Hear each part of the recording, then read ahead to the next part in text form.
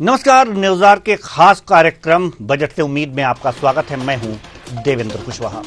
आम बजट की उल्टी गिनती शुरू हो गई है। 23 जुलाई यानी कि आज वित्त मंत्री निर्मला सीतारमण 11 बजे बजट पेश करेंगी। चूंकि यह मोदी सरकार के तीसरे कार्यकाल का पहला बजट है, खास बात है कि यह उनकी तरफ से पेश किया जाने वाला 7वां बजट होगा। देश का आम आदमी कई उम्मीदें लगाकर बैठा है। किसानों से लेकर नौकरी पेशा, नौजवान, महिलाएं, सरकारी कर्मचारी भी वित्त मंत्री निर्मला सीतारमण से नए ऐलानों की उम्मीद कर रहे हैं। देश के अलग अलग हिस्सों में लोगों की बजट को लेकर क्या राय है, आम बजट को लेकर लोगों को क्या अपेक्षाएं हैं, जानेंगे। लेकिन पहले जानकारी के लिए ये बता दें कि इससे पहले चुनावी साल होने के चलते 1 फरवरी को अंतरिम बजट पेश हुआ था और उस अंतरिम बजट में खास नीतिगत बदलाव नहीं देखे गए थे। साथ ही मध्यम वर्गीय के लिए खास घोषणाएं सरकार के अंतरिम बजट में शामिल नहीं थी। हालांकि अब संभावनाएं जताई जा रही हैं कि पूर्ण बजट में सरकार टैक्स पेयर्स और महिलाओं के लिए बड़े ऐलान कर सकती है। तो आज बजट से जो उम्मीद है उस पर हम चर्चा करेंगे। 11 बजे निर्मला सीतारमण अपना बजट पेश करेंगी। यह उनका 7वां बजट है। बहुत सी उम्मीदें हैं, महिला वर्ग को उम्मीद है और उम्मीद किसानों को भी है, उम्मीद कर्मचारियों को भी है और उम्मीद व्यवसाय करने वाले लोगों को भी है, उम्मीद युवाओं को भी है।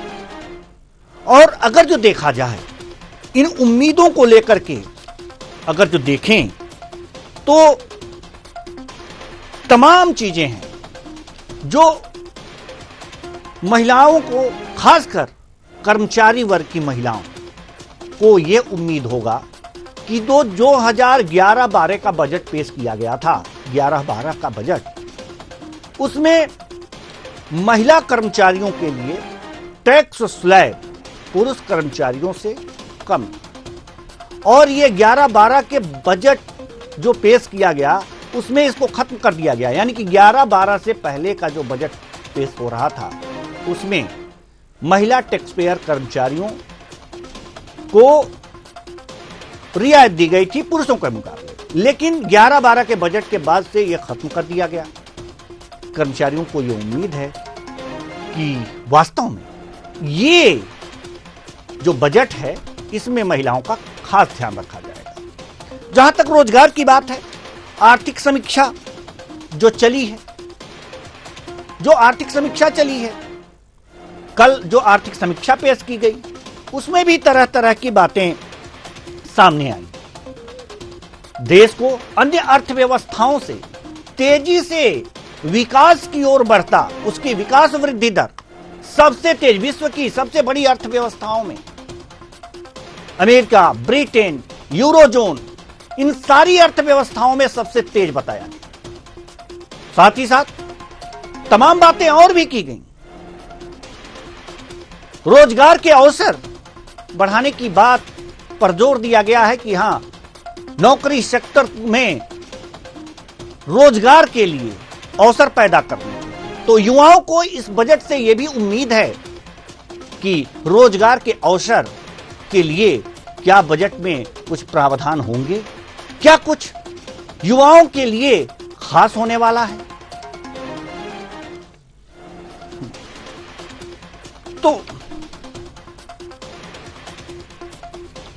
तो क्या उम्मीदें हैं, उम्मीद क्या है लोगों की इस बजट से, आज इसी पर हम विचार करेंगे। हमारे संवाददाता भी अपने अपने क्षेत्रों में तैनात हैं।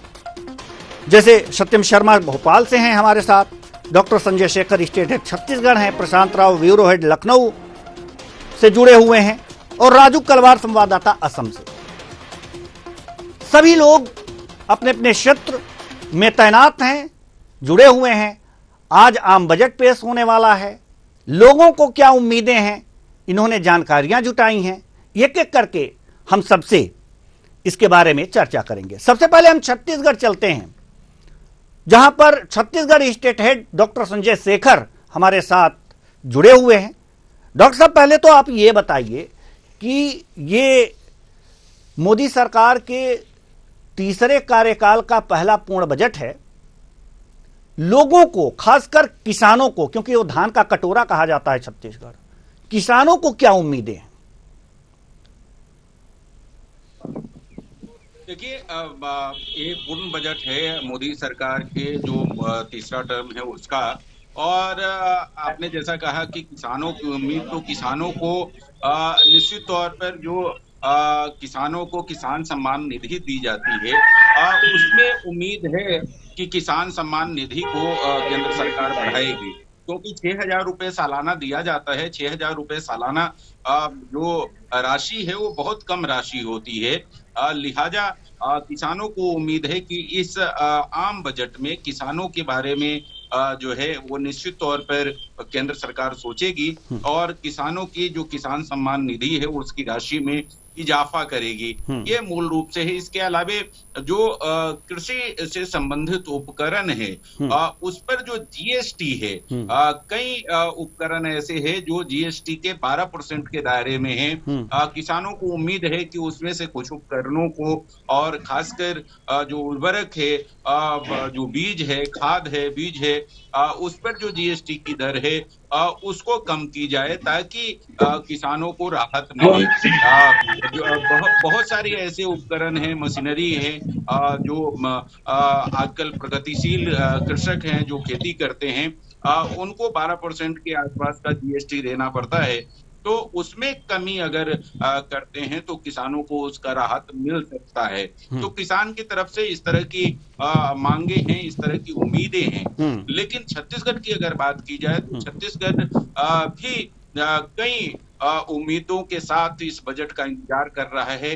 छत्तीसगढ़ में इंफ्रास्ट्रक्चर की अगर बात की जाए तो सड़कों का विकास जो है बहुत जरूरी है, और कई सारी सड़कें हैं जिसको राष्ट्रीय राजमार्ग के रूप में परिवर्तित करने के लिए और उसको शामिल करने के लिए, उसको उसमें राशि देने के लिए राज्य सरकार की तरफ से छत्तीसगढ़ के मुख्यमंत्री विष्णुदेव साय और लोक निर्माण मंत्री अरुण साव ने केंद्रीय मंत्रियों से मुलाकात की है, वित्त मंत्री से मुलाकात की है और उनसे मांग की है कि उनको शामिल किया जाए। छत्तीसगढ़ में रेल इंफ्रास्ट्रक्चर कम है और रेल सुविधाओं को बढ़ाने के लिए जिन जिलों तक रेल की पहुंच नहीं है, वहां तक रेल सुविधाओं के विस्तार करने के लिए केंद्र से मांग है।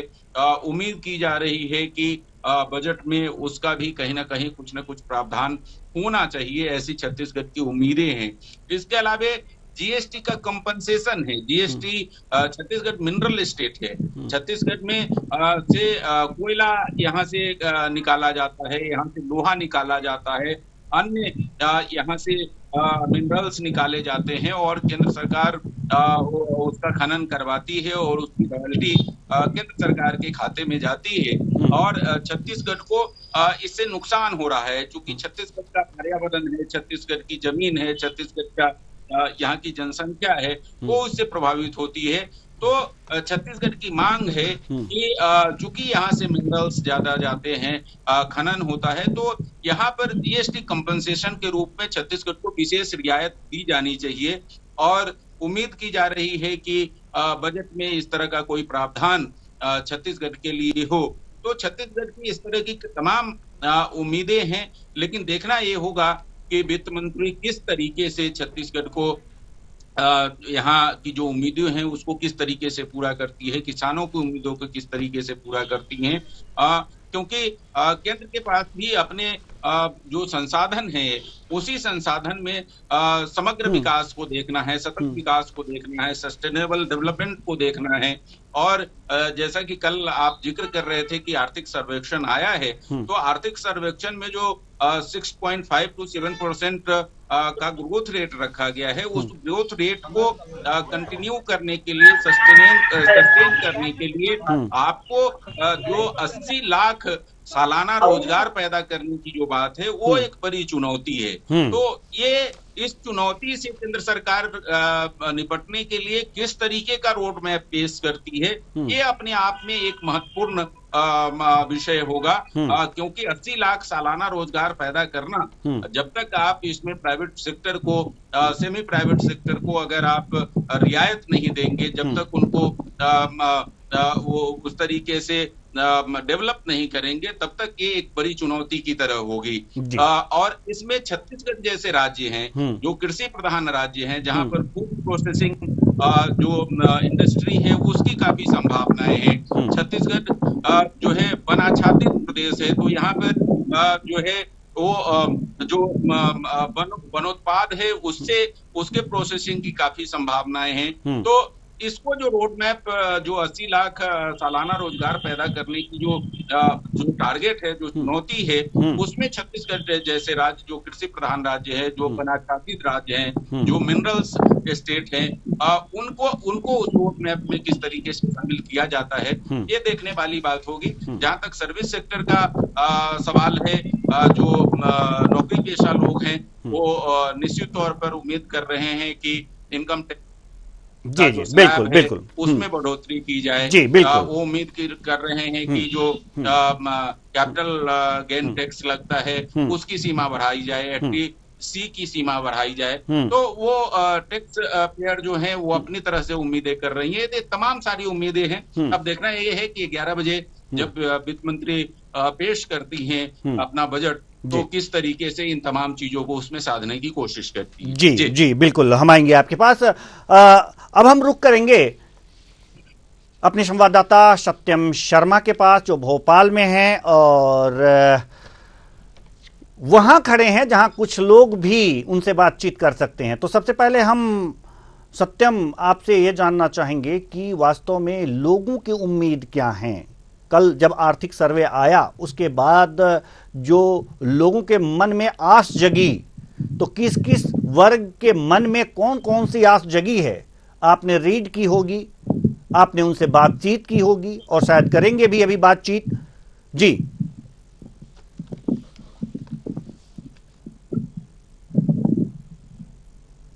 वादे किए थे और वादों के हिसाब से उसके हिसाब से बजट भी पेश करना होता है।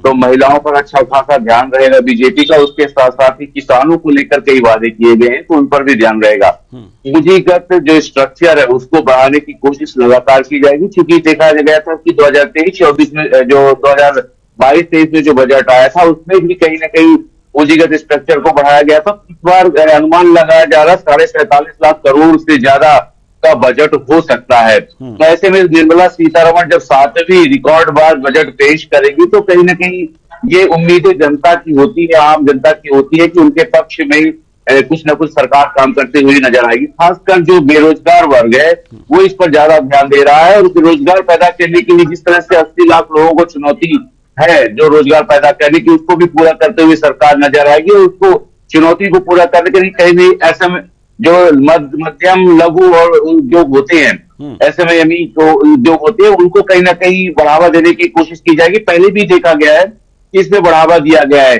हम आपसे थोड़ी देर बाद बात कराएंगे आम जनता की, लेकिन उससे पहले ये भी जान लेते हैं कि रक्षा क्षेत्र में भी बजट को बढ़ाने की उम्मीद जताई जा रही, क्योंकि जो भारत देश है उसमें चीन और पाकिस्तान से अच्छा खासा खतरा और अन्य देशों से बना रहता है। ऐसे में रक्षा क्षेत्र में भी बजट बढ़ाने की उम्मीद है। अभी लगभग 14% के करीब जो कुल बजट का है रक्षा क्षेत्र में खर्च किया जाता है। लेकिन ऐसा माना जा रहा है जो इस बार निर्मला सीतारमण बजट पेश करेंगी 11 बजे, उसमें कहीं ना कहीं जो रक्षा क्षेत्र में है वो 25% का बजट होना चाहिए। वही देखिए जिस तरह से प्रधानमंत्री नरेंद्र मोदी की आयुष्मान योजना है उसके तहत बजट को बढ़ाने की कोशिश की जाएगी, क्योंकि पीएम जीवन ज्योति योजना और आयुष्मान योजना इन सब में कहीं ना कहीं बजट बढ़कर आने की उम्मीद है। जो पेंशनधारी है उनकी संख्या बढ़ गई है, यानी जो केंद्रीय पेंशनधारी है उनकी संख्या बढ़ने के कारण क्योंकि सरकार का एक नया नियम आया है कि जो 75 साल से ऊपर है उनको 5 लाख तक का आयुष्मान कार्ड के अंदर रखा जाएगा। तो निश्चित तौर पर आयुष्मान कार्ड में आने वाली राशि भी बढ़ेगी। इसके साथ साथ ही देखिए कृषि क्षेत्र में जिस तरह से अभी हमारे वरिष्ठ संवाददाता बता रहे थे, बता रहे थे छत्तीसगढ़ के, कि कृषि क्षेत्र में मशीनरी के क्षेत्र में और जो सब्सिडी का भाग है किसानों को ज्यादा मिले और मशीनरी में कर और अन्य राशियां है जो कम लगाया जाए उसको लेकर। देखिए, सबसे महत्वपूर्ण बात यह भी है कि जो कर लगाया जा रहा है इस समय, उस कर को ध्यान में रखते सबका ध्यान उस कर की तरफ है।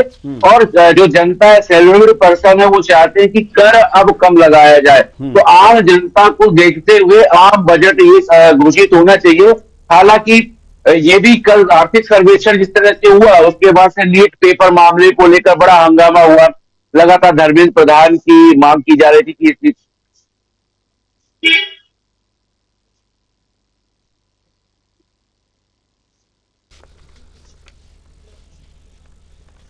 पेपर जरा भेज दीजिएगा। शर्मा, जो कि बजट की एक तरह से उम्मीदें क्या हैं इसके बारे में जानकारी दे रहे थे। अब हम रुख करते हैं अपने लखनऊ ब्यूरो हेड प्रशांत राव की तरफ, जो कि लखनऊ से हमारे साथ जुड़े हुए हैं। लखनऊ के लोगों को क्या उम्मीदें हैं, उत्तर प्रदेश की क्या उम्मीदें हैं इस बजट से? बिल्कुल देवेंद्र जी, देखिए उत्तर प्रदेश जो है देश का सबसे बड़ा राज्य है। ऐसे में यहाँ के लोगों को केंद्र सरकार पर तमाम आस्थाएं रहती हैं, तमाम इच्छाएं रहती हैं और तमाम अभिलाषाएं होती हैं कि केंद्र सरकार के द्वारा जारी किया जाए उसका उत्तर प्रदेश से विकास हो। देश की अर्थव्यवस्था बढ़ाने में उत्तर प्रदेश का बड़ा हाथ है और यहाँ से सबसे ज्यादा जो राजस्व केंद्र सरकार को पहुंचता है। तो ऐसे में यहाँ की जनता की काफी उम्मीदें हैं, क्योंकि ये बहुतायत संख्या वाला एक प्रदेश है। तो निश्चित रूप से चाहे इंफ्रास्ट्रक्चर की बात हो, रोड की हो, एजुकेशन की हो, सुरक्षा की हो या अन्य तमाम मुद्दे हैं जिसको लेकर लोगों की तमाम जो हैं ये इच्छाएं रहती हैं कि केंद्र सरकार के द्वारा जो बजट जारी हो उसमें उत्तर प्रदेश को यहाँ विकास को लेकर तमाम तरीके की व्यवस्थाएं की जाए, चाहे सड़कों की व्यवस्था हो, स्वास्थ्य की व्यवस्था हो, चिकित्सा की व्यवस्था हो, रेलवे हो या यात्राएं हो, शिक्षा हो, खासकर महिला सुरक्षा हो, और सबसे महत्वपूर्ण होता है रोजगार और घरेलू वस्तुओं की उपयोग होने वाली चीजों पर टैक्स की कमी। और इसके साथ ही खाद्य पदार्थों में भी तमाम तरीके की जो जीएसटी लगी है उसको कम करने को लेकर भी यहाँ पर लोगों की उम्मीदें हैं कि इस बार वित्त मंत्री निर्मला सीतारमण जो मोदी सरकार का 3.0 बजट पेश करने जा रही हैं, तो उनके पिटारे से उत्तर प्रदेश क्या पूरे देश के लिए राहत भरी सांस होगी। इस बार माना जा रहा है कि वित्त मंत्री निर्मला सीतारमण अब जो आम करदाता हैं या जो आम लोग हैं उनको राहत देने का बड़ा काम करने जा रहे हैं, क्योंकि ये तरीके से परिणाम आए हैं। उसके बाद एक भारतीय जनता पार्टी भी चिंता का विषय रहा है, महंगाई और बेरोजगारी सबसे बड़ी चिंता रही है। इन्हीं सब बातों के लिए हमारे पास कुछ बुद्धिजीवी लोग हैं, उनसे जान लेते हैं कि आखिर में बजट से उनकी क्या उम्मीदें हैं और बजट से किस तरीके। सर, क्या नाम है आपका? राजेंद्र प्रताप सिंह।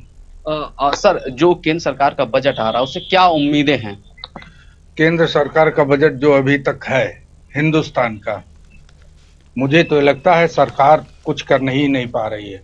हिंदुस्तान में शिक्षा की बहुत बुरी स्थिति है और हिंदुस्तान का जो बजट है, पिछला बजट है, निकाल के देख लीजिए, 2-2.5% एजुकेशन का बजट है, 2-2.5%। और इतनी बड़ी कंट्री है, पॉपुलेशन इतनी है और उसमें 2-2.5% का बजट, इसको कम से कम 5 लाख करोड़ के आसपास होना चाहिए। आप कहते हैं, सरकारें कहती हैं कि हमारी ग्रोथ नहीं हो रही, उस तरीके का डेवलपमेंट नहीं है। हम चाइना से कंपैरिजन करते हैं, चाइना का एजुकेशन का बजट देखिए, चाइना का एजुकेशन का बजट देखिए और हिंदुस्तान का एजुकेशन का बजट देखिए, हेल्थ का बजट देखिए, 1 लाख करोड़, इतनी बड़ी पॉपुलेशन है। और सबसे बड़ी कमी सरकार की ये है कि सरकार हर चीज में प्राइवेटाइजेशन पर चली जा रही है। उससे जो मीडियम क्लास फैमिली है या गरीब है वो उसका इलाज नहीं हो पा रहा। आप इंस्टीट्यूट बनाओ, अच्छी एजुकेशन दो और उसके बाद जब बच्चा तैयार होगा तो वो अपने आप ग्रोथ कर लेगा। ये बेसिक फंडामेंटल जो चीजें हैं उस पर बुनियादी काम करने की जरूरत है। सरकार को इसको ध्यान में रखना चाहिए। एग्रीकल्चर का, अब एग्रीकल्चर पर आपको टोटल जीडीपी है, उसमें एग्रीकल्चर का बहुत बड़ा है। अब जहां जीडीपी का 50% एग्रीकल्चर, 40 से 50% का उसका कंट्रीब्यूशन रहता है, तो वो उस किसान को जो प्रोड्यूस करता है जो फसल पैदा करता है उसको आप एमएसपी नहीं देते हो। नहीं, अभी कई मामलों में एमएसपी दी गई है, दलहन पर भी दी गई, तिलहन पर दी गई। एमएसपी जो किसान है, आज कास्ट बढ़ गई, जो यूरिया आपकी आ रही थी वो 10 किलो कम कर दिया, 50 किलो की जगह पर 40 की कर दी और दाम बढ़ा दिया। तो आप ये सब देखो, उनकी कास्ट बढ़ गई। खेती घाटे का सौदा है, खेती आज घाटे का सौदा। आपकी इच्छाएं क्या है, किस तरीके से सरकार बजट रखे? जिस फार्मर की, जैसे पंजाब का हुआ, हरियाणा के हुए और जो बड़े फार्मर हैं, तो वो तो अपने को बचा ले जाते हैं, लेकिन जो छोटे किसान है, 2-4 बीघे 5 बीघे वाले, उनकी जमीनें ज्यादातर सब ऐसे बंजर पड़ती पड़ी हैं और लोग, कोई ठेला लगा रहा है, कोई कुछ लगा रहा है। और बेरोजगारी के तो आप देख ही रहे हैं कि बेरोजगारी की क्या आलम है। सरकार कुछ नहीं कर पा रही है। एग्जामिनेशन पेपर लीक हो रहा है, पेपर लीक हो रहा है। जो भविष्य है हिंदुस्तान का, जो भविष्य है, जो बच्चे हैं, उनके फ्यूचर के बारे में कोई वो नहीं, कोई कड़ाई नहीं, कानून नहीं है। आईएएस यूपीएससी का, यूपीएस अभी उसका रिटायरमेंट काफी बाद में था, वो रिजाइन करके चला जा रहा है। क्यों? सिस्टम कोलैप्स है, करप्शन हावी हो गया, लोग बायस्ड हो रहे हैं। हमारे साथ और भी लोग हैं। सर, केंद्र सरकार का बजट आ रहा है, क्या उम्मीदें हैं, किस तरीके का बजट होना चाहिए? देखिए, सरकार से तो बहुत ज्यादा उम्मीद करना ये है। सरकार बजट पे कम ध्यान देती है। उनका बजट होता है कहाँ मंदिर बने, कहाँ मस्जिद तोड़ी जाए, कहाँ हिंदू मुसलमान, इसी में धर्म की राजनीति करते हैं। सारी पैसा खर्चा तो वही कर देते हैं, तो उसमें हम लोग क्या उम्मीद कर सकते हैं?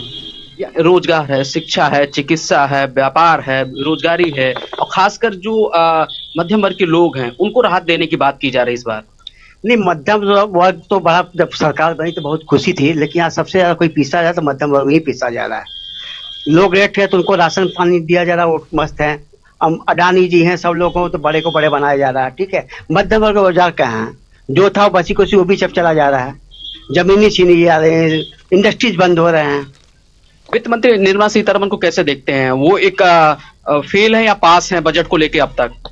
सबसे घटिया है वित्त मंत्री। आज तक मैंने जितना भी देखा, मनमोहन सिंह देखा, प्रणब मुखर्जी, तमाम लोग देखा, जसवंत सिन्हा जी रहे, सब लोग रहे, लेकिन हमारे नॉलेज में सबसे खराब कोई अगर आज वित्त मंत्री हुई तो सीतारमण जी हुई है।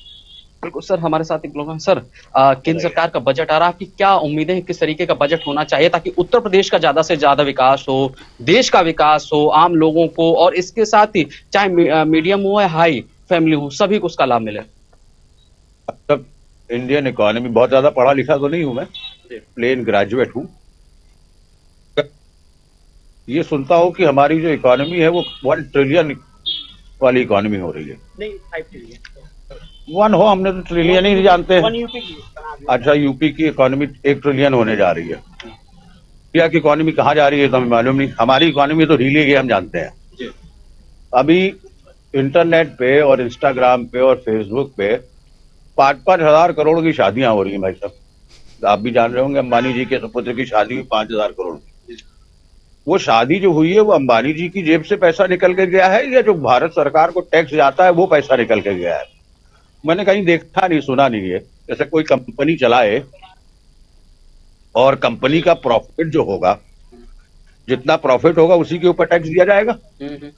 अब हमारा जब खर्चा ही 5,000 करोड़ रुपया हो गया तो वो टैक्स जो भारत सरकार को आना चाहिए था वो कहाँ गया?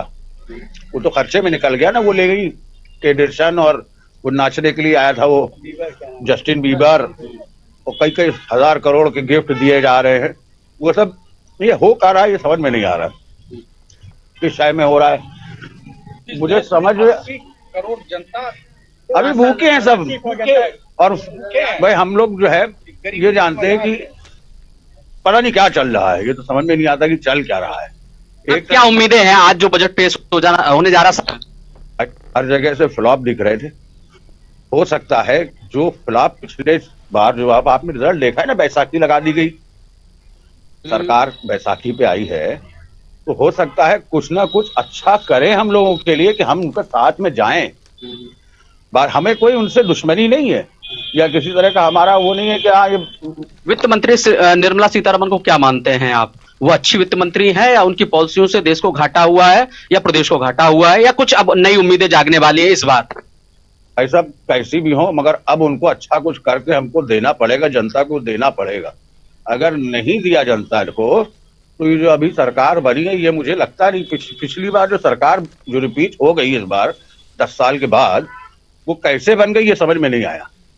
बन गई, अब वो आगे बन पाएगी नहीं बन पाएगी, क्योंकि इलेक्शन जो हुआ वो मेरी नजर में जनता वर्सेस सरकार था। एक तरफ सरकार की पूरी एजेंसियां लगी हुई, इलेक्शन कमीशन लगा हुआ, हर जगह के अधिकारी लगे हुए, उसके बाद भी इतनी सीटें हार गई। भाई आप देखिए ना, यूपी में कहा जाता था, हमको लोगों को कुछ दिन पहले लग रहा था कि बहुत ज्यादा टीवी नहीं देखता मैं, बस तो देखता हूँ वो न्यूज़पेपर देख लेता हूँ, टीवी तो देखना ही बंद कर दिया, क्योंकि 80 की 80 सीटें भाजपा को जा रही थी हमारे यहाँ प्रदेश से। अब 80 में कितनी सीटें आई भाजपा से? 40 आई हैं, 33 जितनी आई है। आप देखिए ना कितना बड़ा है, ऊपर से कहां से नीचे गिरा दिया। तो इसी तरीके अच्छा बोल रहे हैं। अब बिल्कुल देखिए, तमाम लोगों की तमाम इच्छाएं हैं। उन्होंने कहा है वित्त मंत्री सीतारमण के लिए कि उनसे बेहतर की उम्मीद है, और देखिए जनता तमाम तरीके की मांग कर रही हो। निश्चित रूप से देखिए महंगाई का बोझ बढ़ा है, बेरोजगारी बढ़ी है, खासकर शिक्षा के मामले में जिस तरीके से जीएसटी लगाई उसको लेकर भी तमाम लोगों की नाराजगी रही है। रामेन जी कुछ कहना चाह रहे हैं जी? मैं एक कह रहा हूं कि जी का स्लैब चेंज करें अगर हिंदुस्तान को ग्रोथ करनी है। तो जो छोटे व्यापारी थे वो सब मर गए हैं, और जो बड़े व्यापारी हैं, जैसे आप 40 लाख करोड़ का जो बजट है, आप देखिए तो गिने चुने 10-20 लोग रह गए हैं जो पूरे हिंदुस्तान के बजट को, चाहे वो एजुकेशन का हो, चाहे वो डिफेंस का हो, चाहे वो इंफ्रास्ट्रक्चर का हो, 1 लाख करोड़ का एक हाईवे बनता है। आप जानते हैं उसकी जो एस्टिमेटिंग होती है इन कंपनियों का, प्रदेश सरकारों का और सीपीडब्ल्यूडी का एक शेड्यूल ऑफ रेट होता है कि ये इससे ज्यादा नहीं खरीदा जाएगा। लेकिन ये जो बड़ी इंफ्रास्ट्रक्चर कंपनियां हैं इनके लिए कुछ भी लागू नहीं होता, इनके लिए बना दिया गया ईपीसी मोड। तो जो पैसे वाला है वो अपने हिसाब से पॉलिसी डिसाइड करा लेता है, और जो पैसे को हिंदुस्तान के बजट का पैसा कंपनी में जाता है और कंपनी से फिर उनके पास आता है, इसलिए उनका कैपिटल गेन हो रहा है। बिल्कुल बिल्कुल सर, हमारे साथ एक आम आदमी है। भैया, केंद्र सरकार का बजट आ रहा है, क्या उम्मीदें हैं बजट से? आप लोगों को क्या लाभ मिलना चाहिए? बेरोजगारी घटनी चाहिए, महंगाई घटनी चाहिए, आप लोगों को रोजगार मिलना चाहिए, ये कह रहे महंगाई क्या करना चाहिए? क्या होना चाहिए? महंगाई घटना चाहिए। अच्छा, शिक्षा रोजगार इसमें भी बस यही रोजगार के लिए होना चाहिए बस। हाँ। अभी किस तरीके से आप सोच रहे हैं कि सरकार का बोझ किस तरीके से है? टैक्स का है या महंगाई का आपके ऊपर? नहीं, महंगाई का हम सोच रहे हैं महंगाई ना हो, अपना ये टैक्स चला है। और ये अभी क्या करते हैं आप? हम अपने शौचालय पे सफाई कर्मचारी, संविदा कर्मचारी हैं। बिल्कुल देखिए, लोगों की उम्मीदें हैं सरकार से देवेंद्र जी की वो जो है उनको राहत दे, टैक्स को लेकर राहत दे, इसके साथ ही महंगाई को लेकर खास मुद्दा है चिकित्सा और इसके साथ ही रोजगार। इस पर सरकार को फोकस करना होगा। जी बिल्कुल, सरकार को फोकस करना होगा शिक्षा और रोजगार की तरफ। हमारे साथ असम से हमारे संवाददाता राजू कलवार हमारे साथ जुड़े हुए हैं। राजू कलवार, क्या सोच रही है असम की जनता इस बजट से? क्या उम्मीद लगाए बैठी है? जी निश्चित तौर पर देवेंद्र जी, ये जो आम बजट अभी 11 बजे पेश होने वाली है, इससे लोगों को काफी उम्मीदें हैं। और उम्मीद जाहिर सा बात है, जिस तरह से लोग महंगाई को लेकर परेशान दिखे हैं पूरे 10 सालों में, अगर कहे तो हमेशा उनकी महंगाई की मार हमेशा झेलनी पड़ती है। और साथ ही जो असम की जनता है, असम की जनता के साथ साथ मैं अगर आपको एक बात कह दूं तो पूरे नॉर्थ ईस्ट के लोग जो केंद्र सरकार द्वारा जो बजट पेश किया जाता है और काफी उम्मीदें लगाई बैठी रहती है, क्योंकि नॉर्थ ईस्ट में केंद्र सरकार द्वारा हमेशा नई नई योजनाएं लाई जाती है, मगर उसमें क्रियान्वित कितना होता है ये सबसे महत्वपूर्ण सवाल रहते हैं। क्योंकि बजट पेश किया जाता है, बजट में क्योंकि योजनाएं भी लाई जाती है, मैं वो समापन की ओर नहीं दिखाई देता है। और जिस तरह से असम की जनता के काफी उम्मीदें और असम सरकार भी काफी पहल करते देखा जाता है। और आम लोगों की अगर बात करें तो सबसे पहले जो सरकारी नौकरी पर जो लोग हैं वो होम लोन पर कुछ जो कर है उस पर कटौती की उम्मीदें कर रहे हैं और ज्यादा से ज्यादा यहाँ पर रोजगार पैदा करने और साथ ही जो शिक्षा विभाग है, शिक्षा विभाग को और उन्नत करने के लिए लोग उम्मीदें लगाए बैठे हुए हैं। और सबसे पहले ये असम से जो बॉर्डर इलाके जो जुड़े हुए हैं उसको लेकर बजट में अगर बजट में अगर कुछ और इजाफा करना चाहे अगर तो वो भी काफी उम्मीदें लगाकर बैठे हैं लोग। और जिस तरह से इस बार बजट की अगर मैं बात कर दूं तो गृहिणी जो घर के गृहिणी है वो गृहिणी काफी उम्मीद लगाकर रखी है क्योंकि घर के बजट किचन से शुरू होती है और किचन की जो महंगाई का मार है इस तरह से घर के बजट पूरा डगमगा चुका है। और साथ ही अगर असम के अगर पूरे लोगों की बात करूं तो यहाँ पर से जो लोग जुड़े हुए हैं जो ये चाय जनजाति के लोग हैं जो टी उत्पादन करते हैं उनके साथ जो सामग्रियां जुड़ी हुई है जो मैकेनिकल सामान जो जुड़े हुए हैं जो इनके जो चाय उत्पादन करने में जो इलेक्ट्रॉनिक सामान जो जुड़े हुए रहते हैं उन पे जो महंगाई जो हुई है जो उनकी बढ़ोतरी हुई है दामों में उनको लेकर काफी उम्मीदें जता कर रखे हैं क्योंकि इस तरह से चाय की भी जो इंडस्ट्री है वो भी काफी नीचे स्तर पर गिरने लगा है। और साथ ही जो लोगों की जो उम्मीदें हैं वो काफी इस बार की जो पहली जो तीसरे कार्यकाल के पहली जो बजट है उसमें पूरे नॉर्थ ईस्ट के साथ ही असम के लोग काफी उम्मीद है। तो यहाँ पर विभाग का अगर बात करें हेल्थ की अगर बात कर दे तो उसको लेकर काफी लोग उम्मीदें लगाकर बैठे हैं। जी देवेंद्र जी। जी बिल्कुल, हम आएंगे आपके पास। हमारे संवाददाता सत्यम शर्मा भोपाल में हैं और कुछ लोगों की प्रतिक्रिया जानेंगे कि उनका क्या कुछ कहना है इस बजट को लेकर, क्या उम्मीद पाले बैठे हैं भोपाल के लोग।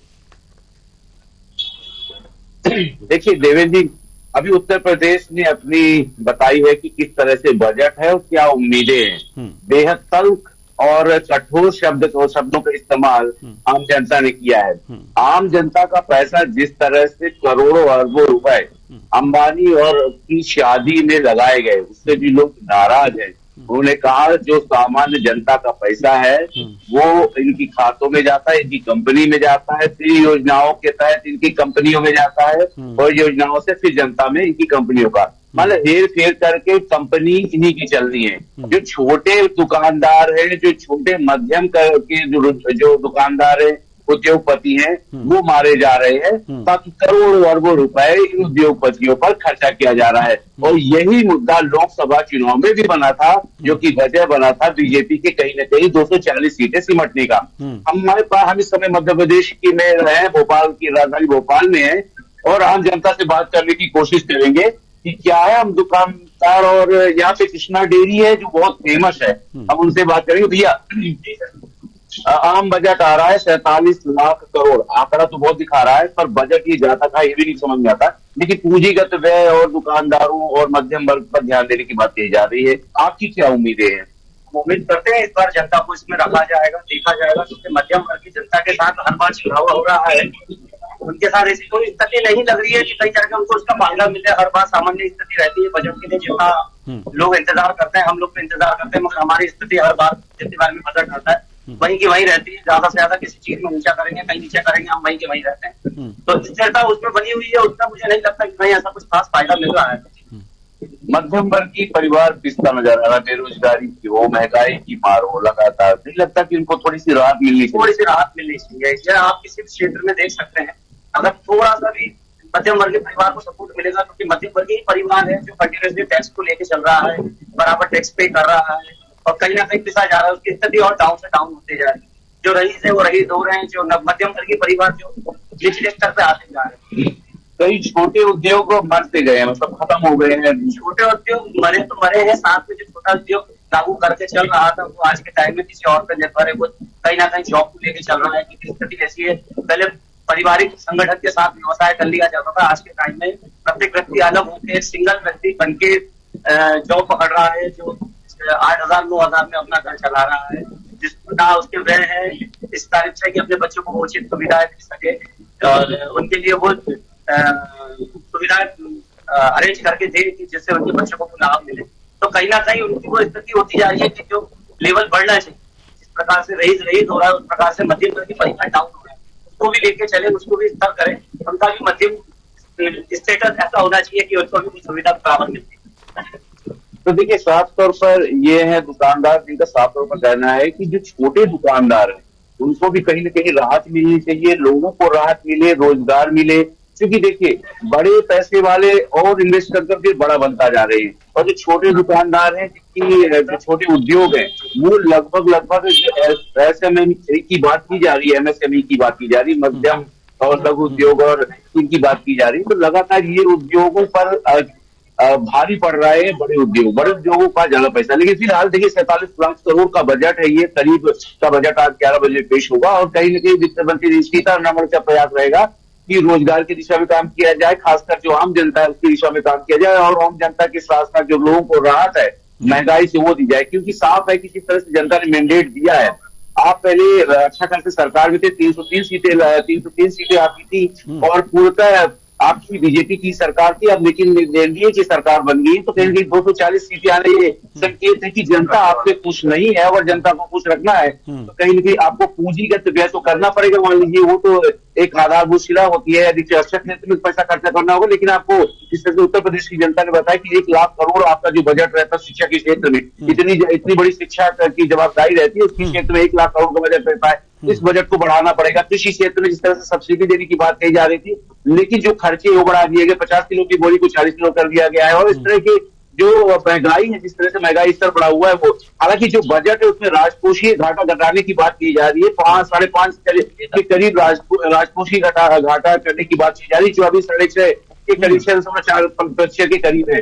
तो राजकोषीय घाटा को समान रखते हुए, लेकिन आम जनता को इस बार राहत देनी पड़ेगी, क्योंकि असली वोटर आम जनता है, और आम जनता चाहती है कि उसको राहत मिले, चाहे उद्योगों से राहत मिले, चाहे रोजगार के साथ साथ देश की जो प्रगति है। कुछ युवा भी है, हम उनसे बात करेंगे। भैया, आम बजट आ रहा है, आप लोगों की क्या मुझे, आप छात्र होंगे, खर्चों जो जॉब्स वगैरह की कमी है, स्कूल फीस, कॉलेज फीस लगातार जैसे है बढ़ती जा रही है, 7-10% बढ़ रही है, तो वो भी मांगो, बस यही वाली दिक्कतें हैं। रोजगार की स्तर घटता जा रहा है, संख्या बढ़ती जा रही है, और क्या उम्मीद, जैसे आम जनता आपके घर में जो महंगाई का स्तर है, उसमें भी खुद घर में छूट मिल जाएगी, महंगाई भी कम होनी चाहिए। महंगाई तो कम होनी चाहिए, महंगाई बढ़ती जा रही है, इन्फ्लेशन बढ़ते जा 5% की करीब है। तो ये है आम जनता, और आम जनता का साफ का कहना है कि जो महंगाई है, सबसे पहले उससे राहत दे सरकार। जो वित्त मंत्री का जो बजट आ रहा है, उसमें कहीं न कहीं आम जनता को राहत मिले। उसके बाद रोजगार, और अगर देश के लिए करना है तो रक्षा क्षेत्र और किसानों के लिए करना पड़ेगा, क्योंकि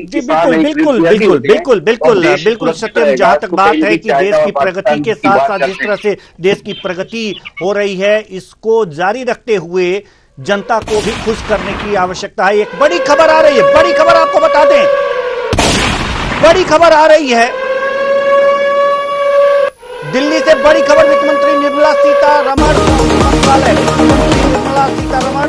वित्त मंत्रालय पहुंच गई हैं, आज 7वां बजट पेश करेंगे वित्त मंत्री। बड़ी खबर आपको बता रहे हैं दिल्ली से अब बड़ी खबर। वित्त मंत्री निर्मला सीतारमण वित्त मंत्रालय पहुंची हैं। आज संसद में केंद्रीय बजट 2024-25 पेश करेंगी, 7वां बजट पेश करेंगी वित्त मंत्री। ये वित्त मंत्री का 7वां बजट होगा जो ये पेश करेंगी। बड़ी खबर आपको बता रहे हैं दिल्ली से, वित्त मंत्री निर्मला सीतारमण वित्त मंत्रालय पहुंची हैं। आज संसद में केंद्रीय बजट 2024-25 पेश करेंगी, और यह वित्त मंत्री का 7वां बजट होगा। तस्वीरों में देख सकते हैं आप कि वित्त मंत्री निर्मला सीतारमण वित्त मंत्रालय पहुंच चुकी हैं। बड़ी खबर आपको बता रहे हैं, आज ये 2024-25 का आम बजट पेश करेंगी वित्त मंत्री निर्मला सीतारमण का यह 7वां बजट है।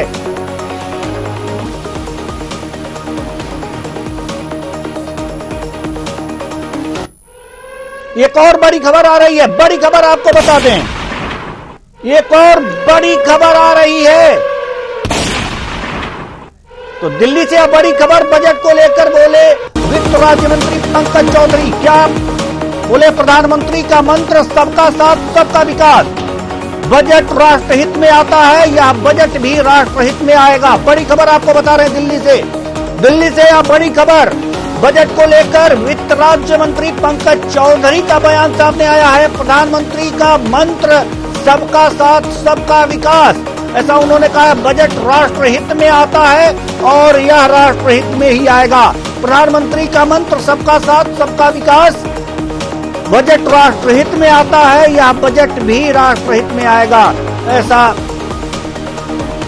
वित्त राज्य मंत्री का कहना है। बड़ी खबर आपको बता रहे हैं, वित्त राज्य मंत्री का बजट पर बयान आया है। वित्त राज्य मंत्री पंकज चौधरी का बजट पर बयान आया है। उनका कहना है प्रधानमंत्री का मंत्र सबका साथ सबका विकास, बजट राष्ट्रहित में आता है या बजट भी राष्ट्रहित में आएगा।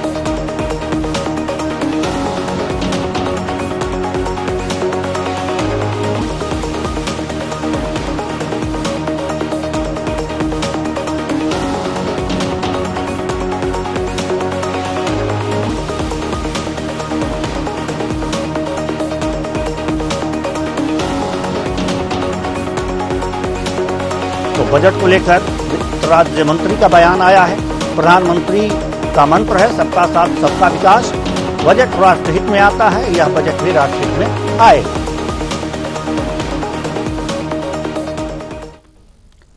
तो बजट से संबंधित लगातार हम आपको जानकारी आज देते रहेंगे दिन भर, लेकिन वक्त हो चला एक छोटे से ब्रेक का, तो लेते हैं एक छोटा सा ब्रेक।